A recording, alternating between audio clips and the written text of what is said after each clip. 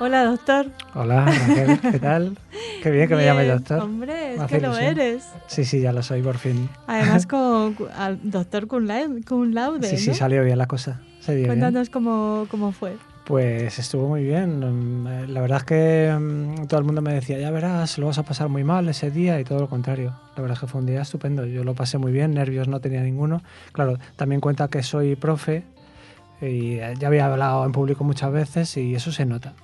Luego iba muy seguro porque, yo qué sé, a mí me gusta mucho el tema y creí que lo tenía muy bien preparado y realmente lo tenía muy bien preparado. Luego es un tema que me apasiona, yo qué sé, es que todo confluía para que fuera bien y se dio que no estuve nervioso, que estuve, según me dijeron los presentes, con bastante aplomo. La exposición fue simpática, además, bueno, simpática no, vamos, es rigurosa, es una tesis doctoral, no hay que exagerar. Pero no fue un rollo de estos que aburren con muchos tecnicismos, sino que me decía todo el mundo, tú tienes que hablar para el tribunal, solamente. Y yo pensaba, no, al tribunal no. Vinieron, no sé, 40, 50 personas que se preocupan por mí y yo quiero preocuparme por ellas. Es decir, sí que va a ser riguroso y voy a meter tecnicismos, pero voy a hacer todo lo posible para que el que menos sepa de arte judío, de judaísmo, de Toledo, de los presentes, que se entere. Y entonces lo hice pues tirando ameno. Y pues estuvo bien. Yo creo que fue una mezcla de rigor y de divulgación que salió bien. Y pues parece ser que le gustó a los miembros del tribunal porque me dieron la buena nota. Desde luego que sí. Sí. ¿Recuerda a nuestros oyentes el título de tu tesis? El título de la tesis era La judería de Toledo en la Edad Media, el arte en su entorno. Entonces, básicamente... Hasta el título es bonito, ¿eh? Sí, no he metido tampoco muchos tecnicismos ni muchas fechas, que hay quien dice... ¿Te acuerdas cuando hacíamos aquí lo de cómo preparar una tesis, cómo preparar la tesis, cómo hacerla? La mayoría de los encuestados decía que su nombre era larguísimo, incluso ni se acordaban de él cuando lo intentaban recitar. Y yo decidí que fuera más simplón. O sea, más simplón no, pero más sencillo. Y básicamente me iba, pues... tienen en el título el arte judío medieval, pero lo relacionaba mucho con el entorno, con la economía, con la historia, con el urbanismo, que me gusta mucho, como la judería. Y así se fue desarrollando y al final me salió una tesis bastante potable. Como hiciste con tu programa La tesis Sefarat aquí en nuestra radio. Sí. Oye, y ya con el título de doctor bajo el brazo... Sí. Antes de que lo preguntes, sí, se vive en las alturas se vive muy bien. Eres mucho más rico, no más guapo, porque ya lo es mucho. Pero sí, claro, ¿a qué te has dedicado? Bueno, lo de ser más rico todavía estoy en ello. O sea, recuerda que una de las razones por las que decíamos vamos a hacer una tesis doctoral es para hacerme inmensamente rico. Bueno, pues ese proyecto está en marcha. Estás muy bien. Va lento, pero yo creo que seguro. Confiamos en ti y en tu riqueza. Nosotros y los bancos. Sí. ¿Y qué era la pregunta? La pregunta era ¿qué has hecho a partir de ya tener tu título de doctor? ¿Sigues dando clases formando a futuros docentes? Formo a futuros docentes, como trabajaba antes. Ese es mi labor laboral básica. Y luego, a partir de ser doctor, no solamente por ser doctor, sino también por los contactos que vas haciendo durante el camino. Entonces te van conociendo, por ejemplo, muchas personas de las que estaban en el tribunal hacen cosas, hacen cursos, dirigen conferencias, etcétera. Y si no es por ello, por un conocido, pues al final te acaban llamando, porque ese es un mundo en el que trabajamos no mucha gente. En las juderías medievales, pues somos pocos los que trabajamos en España, entonces nos conocemos. Y al final pues te llaman. Entonces estoy haciendo cosas como, por ejemplo, participar en cursos, conferencias. Yo tuve la suerte de asistir, aunque llegué casi a los aplausos porque venía de la radio, a la conferencia que ofreciste en Centro Sefarat. Sí, Centro Sefarat sobre el arte, el arte judío. Y también ahora estoy preparando, por ejemplo, uno para el Museo Sefardí sobre las juderías de Toledo. La judería de Toledo, no sé si lo conoces, el caso, ahí tradicionalmente se hablaba de que había una segunda judería en Toledo, y yo una de las cosas que he hecho en la tesis doctoral es intentar demostrar que no hubo una judería menor, simplemente hubo la gran judería de Toledo. Pues de eso, sobre mitos historiográficos asentados, vamos a hablar sobre eso. Y también voy a ir a hablar de lo mismo, de la judería de Toledo en general y de ese asunto en particular, a un curso que hace la Universidad de Murcia, que da en Lorca. Entonces voy a ir, y este verano afortunadamente lo ponen en abril, porque he estado algún año más por allí y antes lo hacían en julio. Y no sé si he estado en Lorca, además. Es que, porque Murcia, si te vas a la playa, pues yo qué sé, puedes reflejarte un poco. El curso de verano este año es en abril. En abril, muy sí. bien. Sea de Lorca, que es un sitio muy bonito. La verdad es que me gusta mucho ir, pero es que, por ejemplo, la judería de Lorca está arriba, en el castillo. Sí. Y tú imagínate, en julio Lorca es calurosísimo, pero el año pasado fue un verano especialmente caluroso. Y subir arriba, porque a mí me gusta pasear, lo intentaba y era muy, muy complicado. Así que bueno, este año voy en abril y mejor, mucho mejor. Y luego, por otra parte, yo dirijo un círculo de conferencias. Eso ya empecé el año pasado, antes de ser doctor, en Toledo. Pues contacté con una asociación que se llama Tula y Tula. Tula y Tula es el nombre árabe de la ciudad de Toledo, en la Edad Media. Y entonces hacemos un curso de conferencias sobre diversos temas. El año pasado fue sobre la convivencia. Bueno, la convivencia. ¿Existe convivencia o no existe convivencia? El mito de la convivencia entre las tres culturas. Entre las tres culturas. Ese fue el año pasado. Y este año vamos a hablar sobre arte. También relaciones artísticas entre las tres culturas, mayoritarias en Toledo. De eso hablábamos en los programas que hacíamos juntos aquí en Radio Sefarad. Sí, sí. Eso de que muchas veces los orfebres o los arquitectos de las sinagogas eran árabes, eran musulmanes, sí. O cristianos, ¿no? Sí. Sí, estaba territorio cristiano y los que ponían las manos, la mano de obra eran alarifes, a lo mejor musulmanes. Y claro, pues la pregunta que surgía siempre es, ¿existe el arte judío? Entonces, ¿a eso le podemos llamar arte judío o no? Pues sobre eso hemos debatido mucho. En una de las conclusiones de la tesis doctoral iba sobre eso. Y alguna conferencia de las que estoy haciendo va dedicada sobre ese asunto. ¿Existe un arte judío medieval? Esa es la pregunta, una de las preguntas del millón. Sí. Luego la contestamos. Luego la intentamos en lo contestar, posible, sí. eso, la intentamos contestar. Sí. Pero cuéntame cómo ha sido tu experiencia en estas conferencias, qué es lo que más llama la atención de la audiencia. Me resulta interesantísimo siempre hablar en público. Yo siempre me ha gustado mucho. Y me sorprende mucho, me está sorprendiendo porque en contra de lo esperado, normalmente a las conferencias va gente muy preparada como oyente. Yo me esperaba, sí, gente preparada sé que hay. Yo he estado muchas veces de espectador y sé que hay gente que va porque le gusta el tema y está verdaderamente implicado. Pero también yo suponía, no sé por qué, equivocadamente, que hay gente que pasaba por allí, que veía, bueno, a ver, esto es gratis, pues entramos, lo que sea, ¿no? Y realmente el nivel medio siempre es altísimo. Eso es una sorpresa que me llevó. O lo que es lo mismo, para los ponentes hay que tenerlo eso muy presente. Lo hablamos para un público que está muy preparado. Tienes que ser muy, muy riguroso. O sea, en una conferencia hay que prepararla bien y tienes que ir con las bases de tu conocimiento muy, muy asentados. Porque además te van a hacer muchas preguntas. Y también ese tipo de preguntas que más que una pregunta es una microdisertación del que pregunta para luego terminar. Sí, luego está ese tipo de gente que también que no nos gusta mucho a los... Bueno, iba a decir a los ponentes, a los conferenciantes, a mí me da un poco igual. A mí me fastidia más eso cuando estoy de oyente. Claro. Porque hay gente, como tú estás insinuando, que va a hablar de lo suyo. Y no entiende hay gente que no entiende que no es su momento. El momento es de lo que se está hablando. Claro, yo lo sufro un poco como oyente, ¿no? Como asistente a las conferencias y también como periodista, ¿no? Porque dices, por favor, ¿quiere usted hacer la pregunta? Sí, haga la pregunta. Sí, a veces pasa eso, que después de eso, bueno, ¿y la pregunta cuál es? Sí. Porque no hacen pregunta. Y entre esos hay gente que sí que está muy preparada, o sea, por lo menos intelectualmente son presentables, aunque luego sean un poco pesados, así, simplificando mucho. Pero luego hay gente que no, sí que hay alguno que habla y la verdad es que no sabe muy bien de lo que está hablando, pero quiere contarlo. A lo mejor, no sé, le falta, me imagino que será gente falta de cariño. No sé. Puede ser. Nosotros le llamamos los cuñados, el cuñadismo entre el público. Sí, está muy extendido y así está extendiendo mucho entre los que damos conferencias. Se termina, mira, ya está el cuñado de hoy, a ver qué nos cuenta, porque se le ve además. Se les nota, ¿no? Se les nota, sí. Bueno, pero bueno, salimos del paso. Pero les queremos, sí. Les queremos, sí, pero yo digo, por ejemplo, en el curso que yo organizo, doy alguna directriz y la directriz es que hay que intentar en la medida de lo posible cortar eso. cortar eso porque el resto del público no se lo merece. Y claro, es que a veces hay que hacerlo con mucha brusquedad.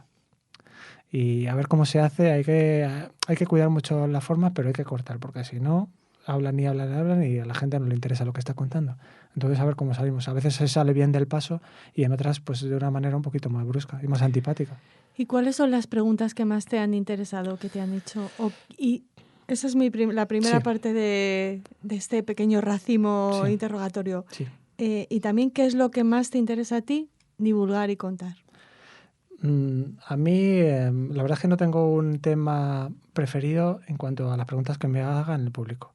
Evidentemente, me gusta que me pregunten sobre lo mío, es decir, sobre lo que más domino. Yo domino sobre todo el arte y el urbanismo toledano. Es lo que más me gusta y es en lo que más sólidamente me muevo. Pero me gusta que me hagan preguntas de otro tipo porque, yo qué sé, me preguntan, ¿y usted la judería de, yo qué sé,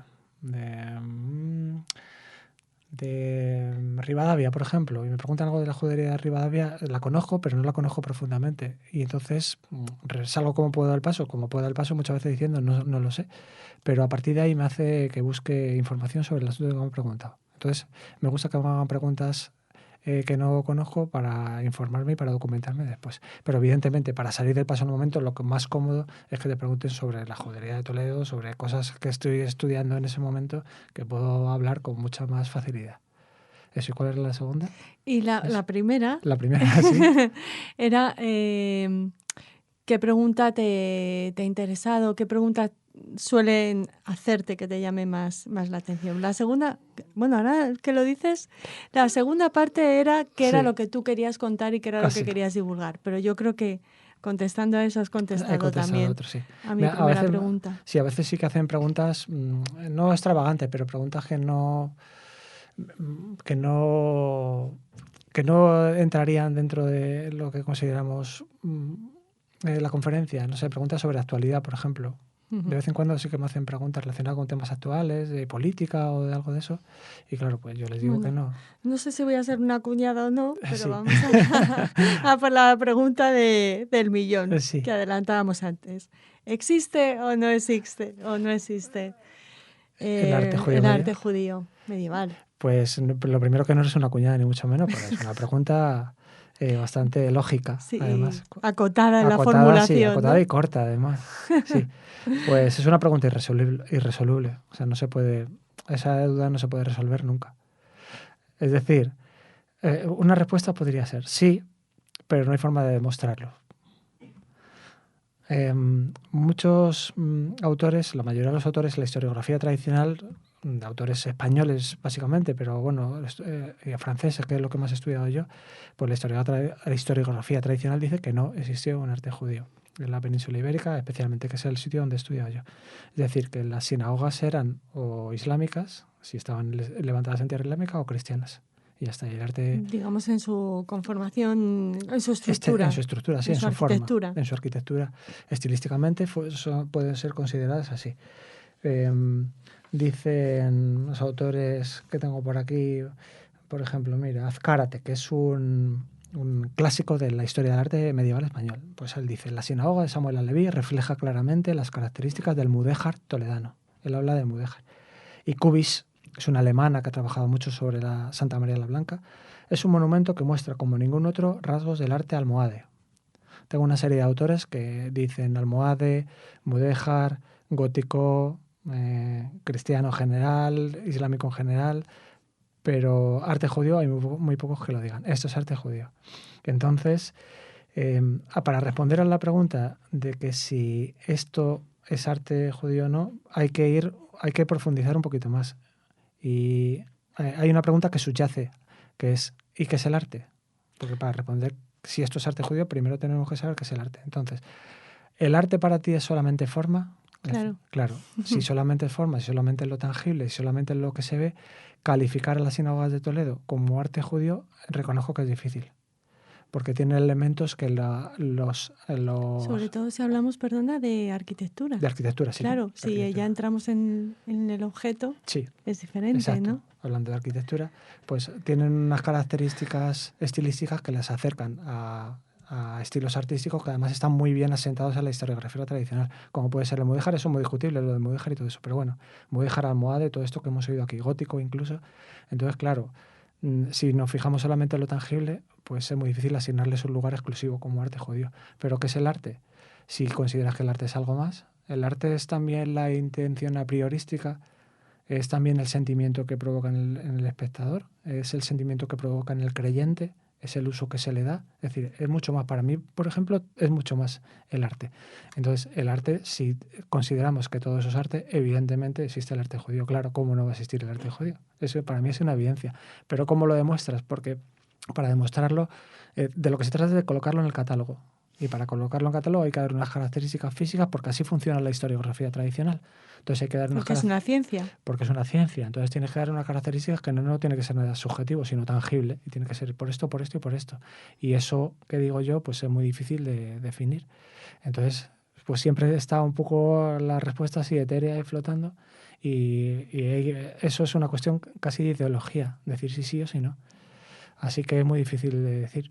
Fíjate que he llegado a la conclusión de que en muchos casos sí que hay autores que piensan que existió el arte judío y que sí que podríamos, escarbando muchísimo, podríamos sacar algunas características comunes de las sinagogas. Claro, en la península quedan 5, entonces el catálogo muy corto. Pero aún así podríamos sacar características comunes. Pues creo que hay algunos autores que niegan la existencia del arte judío simplemente porque no saben dónde colocarlo en el catálogo. O lo que es lo mismo, si tú eres el director de una enciclopedia, tienes un tomo que es arte románico, arte gótico, no puedes asignar un tomo a arte judío porque quedan muy pocos vestigios en la península ibérica. Tangibles. Claro. Tangibles. Entonces sí que haces o un libro, un manual, el capítulo se quedará muy corto. Entonces yo creo que muchas veces simplemente por eso, como no podemos asignarle un capítulo exclusivo, pues lo colocamos en arte mudéjar, en arte gótico, en el arte que sea, y nos quitamos un poquito del problema. A veces yo creo que es algo tan simple como eso.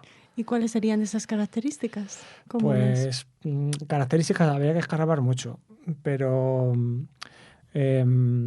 a ver, tenemos en la península ibérica solo quedan 5. ¿Qué son? Vamos a Vale. recordárselo a nuestros Vamos a recordar, oyentes. sí. Quedan en Toledo 2, que es la de Samuel Leví, conocida también como El Tránsito, que, por cierto, cada vez se le llama más, desde que yo empecé a meterme en esto, era conocida como El Tránsito por casi todo el mundo. Y ahora es casi más conocida por la de Samuel Leví. El otro día, perdona, hablando Sí. con Carmen Álvarez, con la directora del Museo Sefardí de Toledo, sí. ella usaba el término sinagoga del tránsito. Entonces yo Sí. le dije, Carmen, ¿por qué eliges hablar de la sinagoga como del tránsito y no como la de Samuel Leví? Esperando no molestarla con la pregunta, ¿no? Y me dijo, pues mira, me pasa porque estoy en Toledo. Sí. Porque estoy metida en Toledo y aquí en Toledo es no sé, es de toda la vida, es la del tránsito. Entonces, como que lo tenía interiorizado, ¿no? Sí. Yo hablé con Palomero, es el director del Museo Sefardí. Santiago, ¿no? Palomero, sí. Y hablé con él una vez de este asunto. Y él me dijo que prefería seguir usando el tránsito y la Blanca, para Santa María de la Blanca. Yo abogo por usar Samuel Leví y cambiar la denominación de Santa María de la Blanca por Sinagoga Mayor, que era su nombre original. Así. Estoy totalmente de acuerdo contigo. Y Palomero me dijo, la verdad es que su razonamiento fue bueno, que llamándolos como se llaman es más fácil explicar el relato histórico de las sinagogas. Y yo le dije que bueno, que sí, que en esa parte tenía razón, pero que responde más a su ideología original los nombres que yo propongo. Esas dos en Toledo. En Toledo, la del Tránsito y la sinagoga de Santa María Blanca o Mayor. Y luego está la iglesia conocida como Iglesia del Corpus en Segovia, que sería la sinagoga mayor de Segovia. Está la de Córdoba, que maravillosa. Se llama, sí, maravillosa, pequeñita y maravillosa, además en un sitio espectacular, la judería de Córdoba, se llama Sinagoga de Córdoba. Así. Y luego está la sinagoga de Tomar, en Portugal. Son las únicas 5 que quedan. Esas. Y claro, pues... Luego hay restos. Hay restos, sí.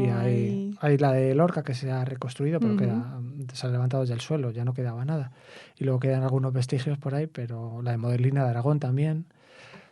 Y unas cuantas más, pero en pie, que se hayan conservado, esas 5. En Cornago también. En Cornago también. Sí. En Toledo hay alguna más, que estamos en ello también. Y transformadas en otras cosas, ¿no? Transformadas en otras cosas, sí. Bueno, y esas 5, ¿qué características comunes tienen que nos puedan hacer llegar a la conclusión de que sí existe un arte arquitectónico judío? Pues Esas 5, aunque quede feo lo que voy a decir, aunque te estropee la pregunta, no tienen ninguna característica, aún no tienen ninguna característica estructurada y que se pueda decir públicamente que las hagan, por lo que podamos decir que existe el arte judío. Es que estoy trabajando en eso ahora. Estoy trabajando en eso y me va a llevar tiempo y no quiero adelantar nada. Muy bien. Pero lo encontraremos. Vamos, lo encontraremos, no lo hemos encontrado, pero estamos intentando divulgarlo, hacerlo de manera rigurosa. Rigurosa, sí. Entonces todavía estamos investigando sobre ello. ¿No nos puedes dar una pista? No, de momento no. Pero sí te digo que otra de las cosas que estamos haciendo que también me parece interesantísima es la de buscar el proyecto en el que más me estoy moviendo ahora es todas las sinagogas que hubo en Toledo, saber dónde están y cuáles son los pocos vestigios o lo poco que sabemos de ella, por lo menos conocer su historia un poco. Porque fíjate que en Toledo quedan 2, pero en Toledo hubo, yo calculo que unas 15 sinagogas. Así que estamos viendo a través de un poema que se conoce que habla de 10, a partir de ahí, pero... Eso hablamos en el programa, uno de nuestros programas. Qué bien te acuerdas. Hombre, por supuesto. La elegía de los mártires de Toledo, de Jacob Albenio. Y a raíz de ahí pues estamos investigando a ver a qué conclusión llegamos, pero me parece interesantísimo, porque yo ahora, cuando vas por Toledo, vale, la judería estaba muy rehecha, todo eso, pero sí que tiene un aire, te puedes imaginar cómo eran las calles, habiendo 2 sinagogas. Y yo a veces paseo y pienso, aquí no había 2, sino había 12 sinagogas. Y la verdad es que me gusta mucho. O sea, no voy a decir que me emocione, pero sí que me gusta. Esa casi certeza te emociona. Sí, me gusta pensar en eso y, joder, ¿cómo sería? Si ahora es espectacular el casco viejo de Toledo, imagínate con esos edificios, los judíos y otros medievales también que no se conservan, ¿cómo debía ser ese asunto? Joder, qué bonito. Pues ¿verdad? Precioso. Como volver a tenerte aquí en Radio Sefarad. Bueno, gracias. A ver si de fruto de esas investigaciones sale una nueva serie de programas aquí. No sé si va a dar para serie de programas, pero las investigaciones, todo lo que vaya saliendo, pues el primer sitio cuando ya se pueda divulgar será en Radio Sefarad. Muy bien, muchas gracias. De nada.